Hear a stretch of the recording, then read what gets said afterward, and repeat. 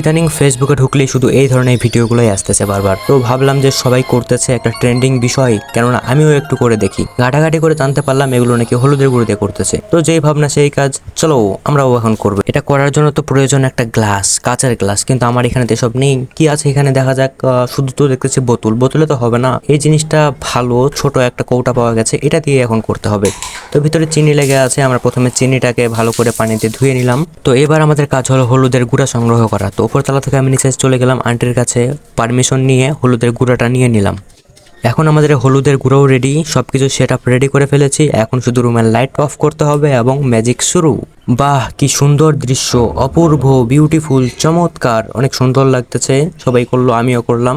আপনিও ট্রাই করে দেখতে পারেন। প্রত্যেকটা ভিডিওতে আমি ফেল হলেও এই ভিডিওটাতে আমি সফল হয়েছি। আহা, আমি খুশি, আমি আমি আমি আমি শিহরিত।